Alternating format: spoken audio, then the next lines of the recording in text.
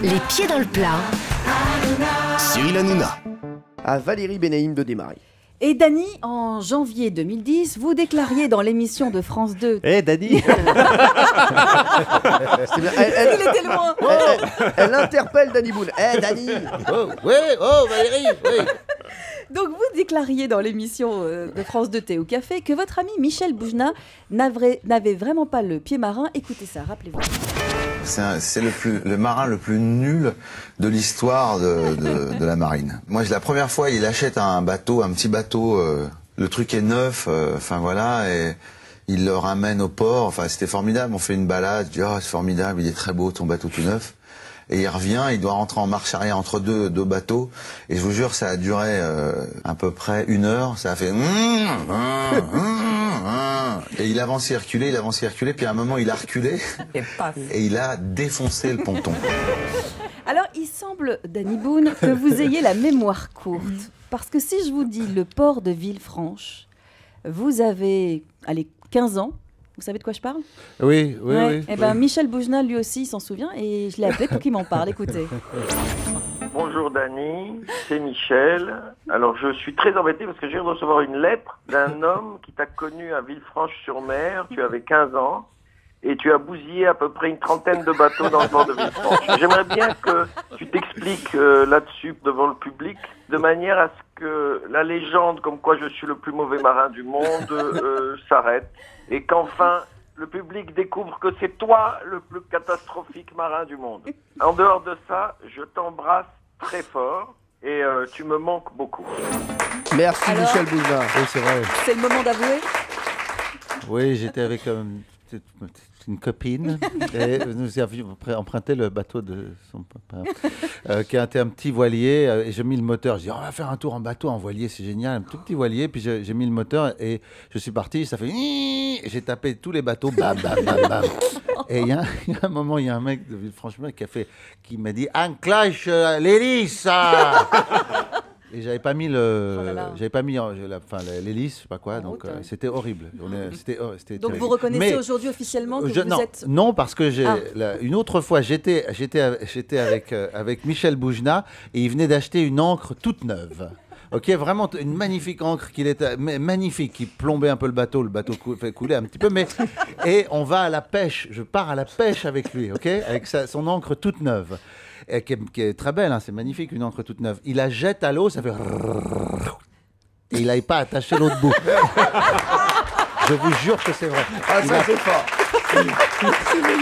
Donc c'est lui qui reste le plus mauvais marin. Oui, parce qu'on n'a pas pu pêcher parce que le bateau dérivait et on n'avait pas d'encre. Et il a essayé de plonger pour aller la chercher au fond, mais il n'arrive pas. Il n'a pas fait un bref. Et donc voilà. C'est magnifique, ça. Très bonne info de Valérie Benaïm et de Dany Boone d'ailleurs. Allez, Laurent Guimier, votre info. Allez, on va encore un tout petit peu parler des ch'tis et on va aller dans la ville de Bergue où a été tourné le film, parce qu'il y a 6 ans, ou un tout petit peu moins quand le film est sorti, on avait parlé, vous savez, de ces visites de la ville de Bergue. Il y avait plein de touristes qui se précipitaient dans la ville. Ça s'appelait le Ch'ti Tour, 1h30 avec des guides qui faisaient visiter le beffroi, la poste, alors qu'après n'était plus un bureau de poste, mais enfin le bâtiment était toujours là, la maison de la maman du héros, etc.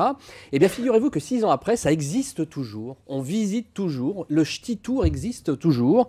Il y a toujours des guides, et pour 4 € par personne, on continue pendant 1h30 à faire le tour de la ville de Bergue.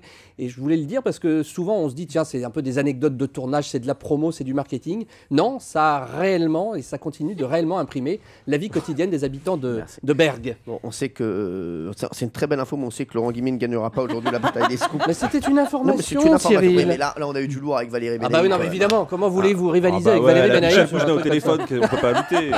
Alors, Jean-Luc Lemoyne, votre info. Alors moi, mon scoop porte sur une grosse frayeur de Dany qu'il a eu sur un film dont vous partagiez l'affiche avec Alice, Un plan parfait de Pascal Chaumeil. Et il paraît que c'est un tournage que vous n'êtes pas prêt d'oublier. Pas parce qu'il avait demandé déjà à changer de prof de danse russe. Il paraît qu'elle était assez méchante et vous tapait sur les doigts.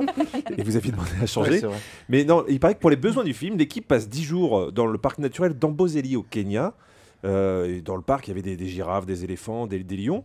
Et le soir, après la journée de tournage, une belle journée de 12 heures, l'équipe prend la direction de l'hôtel. Et là, la délégation de 15 voitures se paume dans la brousse. Il paraît que Dany n'était pas vraiment rassuré. Finalement, 1h30 plus tard, il arrive à l'hôtel et là, il voit un chat, mais un chat africain qui sont très gros là-bas, puisque il voit passer à côté de sa chambre un léopard. Un léopard qu'on a retrouvé après dans la douche. C'est avant, en fait. Elle extérieure. était de Diane Kruger. De Diane Kruger. Non. Oui, non, c'est vrai. Quand on est arrivé, on m'emmène avec mes bagages là, et le gars me fait, en anglais, il me dit faites attention aux léopards. Hein. Il y a une famille de léopards parce qu'on est dans un parc, on est chez eux là. Donc en anglais, léopard, c'est léopard. Leopard. Et donc il y avait des, on était dans des petites, comment ça s'appelle, des lounges, je sais pas quoi là. Bungalow. Non, des petits bungalows. Et je dis ça, je raconte ça à l'équipe. Je dis faites gaffe, il y a la famille de léopards le soir, il paraît qu'ils chassent, donc faut appeler la réception pour qu'on vienne nous chercher avec un fusil, et pour nous emmener au dîner. Et Diane fait t'es trop con, et arrête tes conneries, arrête de raconter des conneries, des carabistous là, on dit dans le nom. Ouais. Et donc le soir de ce tournage là, on rentre. Et j'avais ma cahute là, ma piole à côté de celle de Diane, et en fait Diane va se doucher, et le léopard était dans sa douche, en train de chercher le frais de la douche, quoi, voilà. Et elle a eu très très peur, elle était nue, le léopard a eu la chance de l'avoir nue. Il en parle encore. Et il est passé devant ma piole, et il n'y a pas de mur et pas de fenêtre, c'est un moustiquaire en fait, il y a juste un petit moustiquaire. Et je vois ce truc passer, et je me dis, oh, il est gros ce chat. Parce que je peux pas imaginer qu'il y a un léopard qui est...